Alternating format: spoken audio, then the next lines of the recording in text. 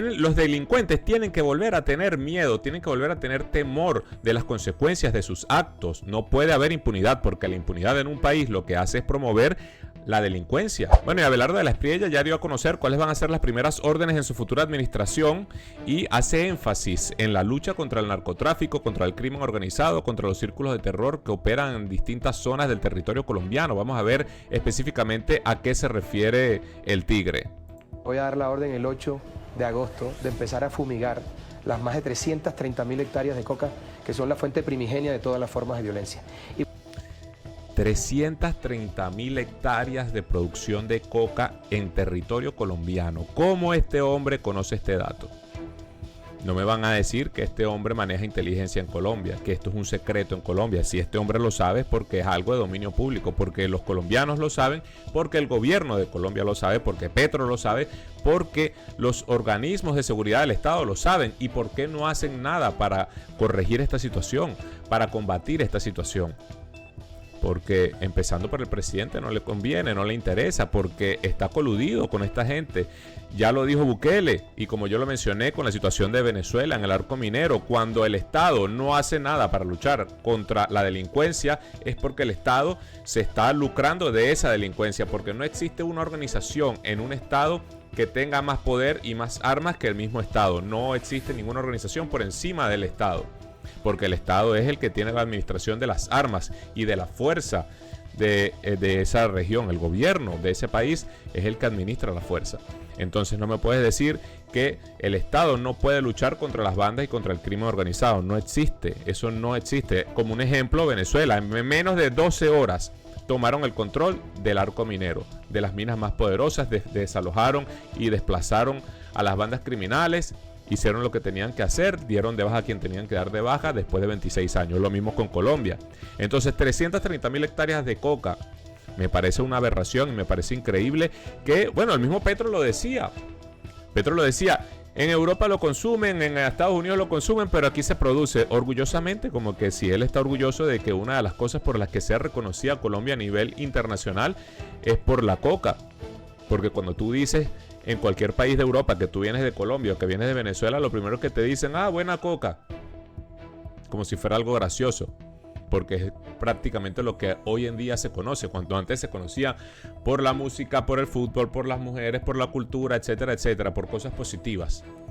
Ahora se conoce por la coca, por Pablo Escobar, por los círculos del terror, por los cárteles.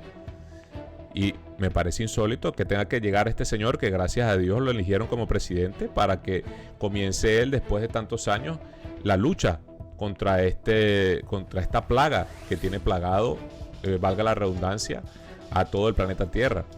Es increíble. Y voy a dar la orden de bombardear todos los campamentos narcoterroristas, haciendo uso de la tecnología disponible para evitar el menor impacto en la población civil, pero los bombardeos vuelven.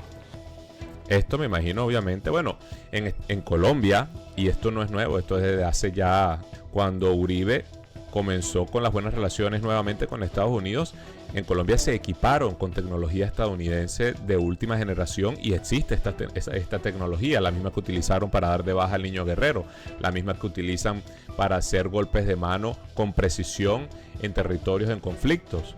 Se puede hacer, se pueden deshacer de esta plaga en Colombia sin necesidad de dañar al pueblo, sin necesidad de dañar a inocentes. Entonces, ¿por qué no lo hacen? Porque no les interesa. Lo mismo que hacen en el Caribe, que lo tachan y lo tildan de derechos humanos y bla, bla, bla, porque obviamente a las organizaciones mundiales que se lucran con toda esta fachada de la izquierda, que son subsidiadas por las diferentes izquierdas de los diferentes países, defienden los derechos humanos de los criminales, pero no defienden los derechos humanos de las personas de bien. Entonces, obviamente todos tenemos derechos humanos, pero cuando un criminal vulnera mis derechos humanos, ya eso ya me da a mí la potestad para defender mis derechos humanos, o sea, vulnerar los de él también. Cuando tú vulneras los derechos humanos de alguien, ya pierdes los tuyos. También le voy a dar la instrucción a los comandantes de la Fuerza Aérea, del Ejército, de la Policía, de dar de baja a todo avión cargado de droga que salga de Colombia. Yo respondo por eso. Y además voy a dar la orden de hundir todas las lanchas que salgan por el Caribe, por el Pacífico, por el Golfo de Urabá. Tienen que entender que hay que tener miedo. Los delincuentes tienen que volver a tener miedo, tienen que volver a tener temor de las consecuencias de sus actos. No puede haber impunidad, porque la impunidad en un país lo que hace es promover la delincuencia, porque si el delincuente sabe que está trabajando bajo el velo protector de un Estado que guarda los derechos humanos de los criminales y que pone como prioridad a los criminales, no les va a interesar, obviamente, hacer las cosas bien como son. Ellos se van a ir por el camino que llamamos fácil y rápido, la delincuencia. Van a delinquir porque son justificados, porque son protegidos, porque son avalados por el gobierno. Porque la solución de Petro era quitarle la I a lo ilegal para que pasara a ser legal. No combatir lo ilegal y buscar soluciones para crear fuentes de ingresos legales en el país, sino simplemente, bueno, si la coca es ilegal, le quitamos la I y ahora es legal y la consumimos todo. La protesta pacífica está amparada por la Constitución. El que quiera salir pacíficamente que lo haga, pero el que me cierre vías, el que atente contra la infraestructura, el que pretenda atacarme a la fuerza pública, el que afecte la vida, honra y bienes del pueblo colombiano va a saber lo duro que muerde el tigre. Y no como de indio, no como de negro, no como de blanco, no como de nada. El que salga a hacer desmanes y atacarme a la gente y a la fuerza pública, le voy a caer con mano de hierro. Si quieren salir... Es que así tiene que ser. Tú puedes salir a protestar, ok, la constitución del país, las leyes del país, la libertad de expresión te avalan. Haces tu concentración, independientemente si tienes que llenar algunos requisitos o no, haces tu concentración pacífica en un punto específico y no pasa nada. Pero cuando tu protesta vulnera mis derechos de libertad de tránsito, de libertad de expresión también, de libertad de movilizarme por mi país, por mi territorio, cuando estás cuarteando mis derechos, no puedo yo respetar tus derechos porque ya tú estás cometiendo un delito. Vulnerar los derechos de otra persona es cometer un delito y tiene que haber una consecuencia. Entonces tú no me puedes poner una cadena humana de mujeres en la carretera para cortar el paso, para trancar el día a día de las personas que están trabajando, que necesitan o que tienen una emergencia o que pasa cualquier cosa, y yo no puedo ir para allá a quitar a las mujeres porque son mujeres y no las puedes tocar y te voy a denunciar, o porque son negros, o porque son indios, o porque son bla bla bla, o porque son así, porque son asados. No, amigo, porque tus derechos no están por encima de los míos, independientemente de tu etnia, independientemente de tu color, independientemente de tu género. Esa es la verdadera igualdad. No lo que a ustedes le ha vendido el socialismo, el nuevo comunismo, disfrazado de socialismo. Tranquilamente a protestar, bien lo pueden hacer. Pero como se atreva... Capturar a los que cierren vías. No, y el que está... Perdóname, acabamos de ver una imagen que están incendiando. ¿Qué va a pasar con esa gente? Perdón, vimos allí cómo trataron de incendiar... Sí. ¿Qué va a pasar con esa gente? Que tienen que meterlos presos de acuerdo al delito que tengan, que hayan cometido y lo que esté estipulado en la ley. Meterlos presos, que paguen una multa, que hagan labor social. Alguna consecuencia tiene que haber estipulada, porque tú no puedes cuartear la libertad de tránsito por el territorio nacional de tus conciudadanos. No puedes, eso es un delito también. De incinerar a un policía y a un tanque. Una persona que viene a incinerar a un policía tiene que ser dada de baja, si no se detiene, como corresponde en derecho. Entonces dejemos de llamar las cosas por otro nombre, porque yo no soy un tipo tibio, ni acobardado, ni aguado. Aquí el que trate de matar a un policía, el policía tiene que defender su vida y darle de baja. Porque es su derecho humano, porque es el derecho a la vida del policía. Tú estás cuarteando mi derecho, tu derecho no está por encima del mío. Cuando tú vulneras mi derecho, yo tengo derecho, valga la redundancia, a defender mi derecho. Yo tengo derecho a vivir igual que tú, pero yo no estoy yendo a atentar contra tu vida. Tú eres el que estás viniendo a atentar contra la mía.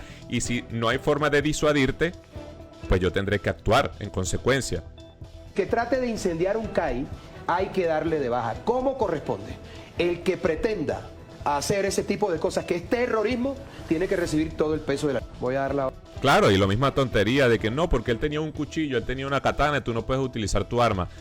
Eso se nota que las personas que hacen ese tipo de comentarios nunca han estado en una situación de peligro, su vida no ha corrido peligro, no ha estado en esa situación. Hermano, usted no puede enfrentar cuerpo a cuerpo a una persona con un arma blanca. No puede.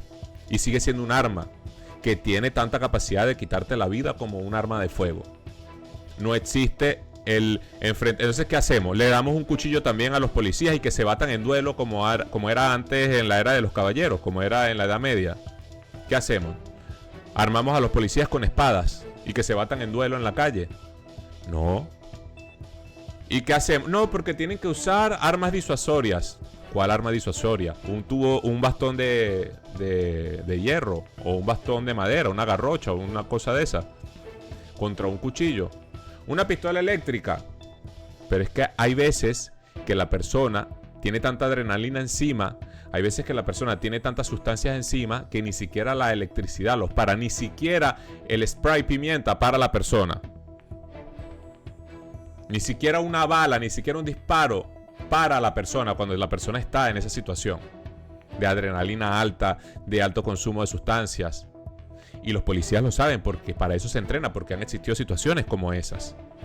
Entonces no existe una igualdad de fuerza, existe la prevalencia de la vida del ser humano. Si tú estás atentando contra mi vida, lamentablemente tu vida pasa a segundo plano. Y es así, y tiene que haber ley.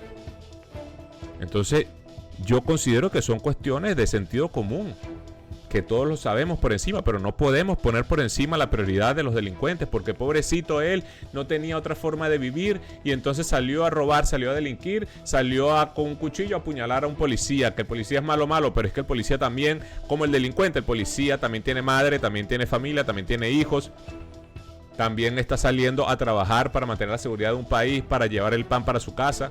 Entonces, si la persona pobrecita es de bajos recursos y está justificada a robar, va a ir a robar a otra persona que no sabemos tampoco su origen, que puede vivir incluso en el mismo barrio, venir igual de abajo, una persona, porque a un millonario no va a robar en la calle, porque un millonario no anda en la calle.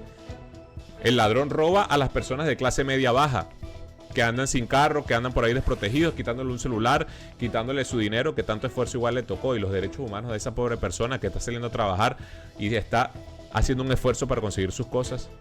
Son cosas que me parecen ilógicas.